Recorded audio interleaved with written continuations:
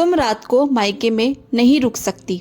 चलो चंचल, देखो ना कितनी देर हो गई, 10:30 बजने वाले हैं। सचिन घड़ी की ओर देखकर बोला। माँ बाबूजी सो जाएंगे तो दरवाज़ा खुलने में भी दिक्कत होगी।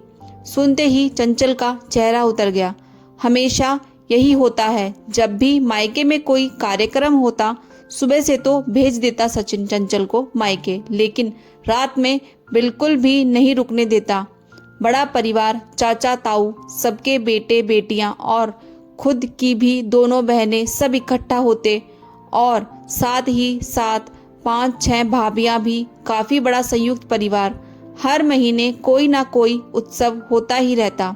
चंचल का बड़ा मन करता कि वो भी रात में सबके साथ बैठकर ठाके लगाए, मस्ती करे, लेकिन सचिन को पता नहीं क्या, जहाँ 10 बजते बस घर वापस जाने की धुन सवार हो जाती। और ऐसा भी नहीं कि घर अकेला हो, क्योंकि घर पर मम्मी पापा भी साथ ही रहते थे। और कुछ नहीं, बस सिर्फ एक जिद थी। सविता जी समझाती भी थी सचिन को कि वैसे ना छोड़ो मायके में चंचल को, लेकिन जब वहाँ कामकाज हो तब तो छोड़ दो। आखिर चंचल का भी दिल करता होगा सबसे बोलने बतियाने का। दिन तो काम की आपाधापी में गुजर जाता है, रात को ही व्यक्ति फुर्सत से बोलता बतियाता है। मायके से आने के बाद चंचल का उदास चेहरा उन्हें बिल्कुल भी नहीं सुहाता। आखिर वो भी एक महिला थी और महिला के मन में मायके के प्रति क्या भावनाएं होती हैं बहुत अच्छी तरह से समझ सकती थी। बहुत दुखी मन से उठी चंचल। मायका और ससुराल एक ही शहर में होने का बस यही दुष्परिणाम है कि मायके में रुक ना सको। आंखों में आंसू छलछला आए। भाभी, मम्मी, बहनों और भाइयों सबने कहा, लेकिन सचिन राजी ही नहीं हुआ। रुआसी हो उठी चंचल। आखिर उससे सिर्फ 1 साल छोटी चचेरी भतीजी की शादी है, तब तो छोड़ दो। अरे क्या करेगी रात में रुककर, सिर्फ बातें ही तो करना है। सुबह जल्दी भेज दूंगा।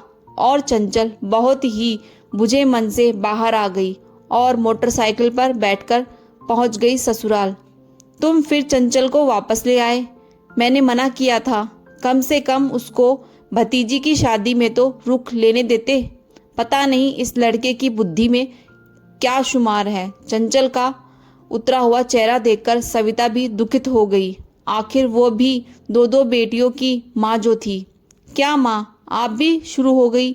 उन लोगों से कह आया हूँ कि सुबह जल्दी भेज दूंगा।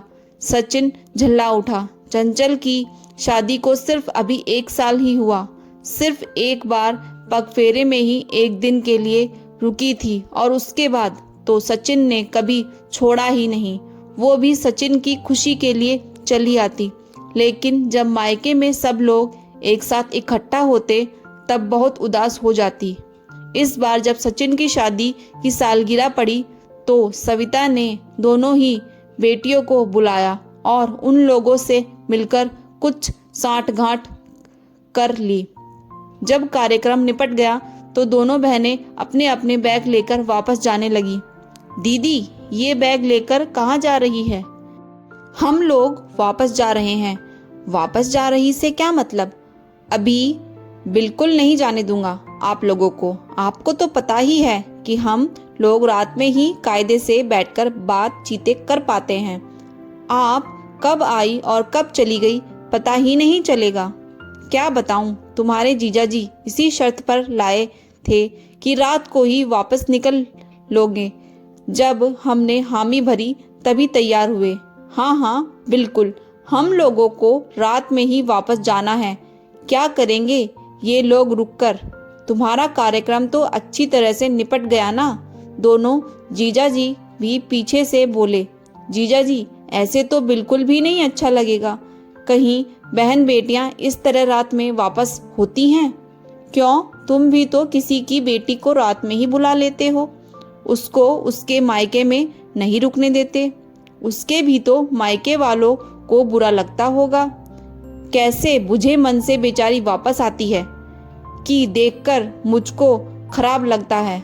अभी जब तक बच्चे नहीं हैं तब तक ही रुक लेगी, एक बार जब जिम्मेदारियों का बोझ पड़ जाएगा तब वो खुद ही नहीं रुकेगी। जब सविता ने देखा कि लोहा गर्म है और उसने तुरंत वार कर दिया। अचानक सचिन के दिमाग में छनाक से हुआ, कह तो माँ बिल्कुल सही रही हैं। सचमुच उन लोगों को मेरी जरा सी जिद कितनी बुरी लगती होगी, जैसे मुझे बुरी लग रही है। आखिर उसकी शादी को अभी दिन ही कितने हुए हैं, सिर्फ 1 साल। और जब अपने पर पड़ी तो सब समझ में आ गया। अच्छा माँ, अब मैं समझा, ये सब आपकी ही बनाई हुई योजना है मुझे सही राह पर लाने के लिए। लेकिन दीदी, लोगों के इस तरह जाने से मुझे सचमुच बहुत बुरा लग रहा है। प्लीज़ चंचल, मुझे माफ़ कर दो। अब से तुम जब भी चाहो तब मायके में रुक सकोगी। मैं तुम्हारे साथ ज़बरदस्ती नहीं करूँगा। सचिन चंचल का चेहरा निहारते हुए बोला, बहुत बहुत धन्यवाद मम्मा। और चंचल प्रफुल्लित होकर सविता के पैरों में झुकने लगी। सविता ने चंचल को उठाकर अपने सीने से लगा लिया। बेटा, इसमें धन्यवाद की कोई बात नहीं। आखिर मैं भी 2 बेटियों के साथ साथ अब तुम्हारी माँ भी हूँ, और बहू के मन की भावनाएं सासू माँ नहीं समझेगी तो कौन समझेगा। तभी दोनों बहनों ने हंसते हुए अपने अपने बैग वापस लाकर रख दिए और खिलखिलाती हुई अंदर वापस आ गई, क्योंकि वो लोग तो वापस जा ही नहीं रही थी। ये तो सिर्फ सचिन को सीख देने की योजना का ही प्रारूप था। दोस्तों, आपको मेरी ये कहानी कैसी लगी जरूर बताएं। Thanks for watching. Please subscribe my channel.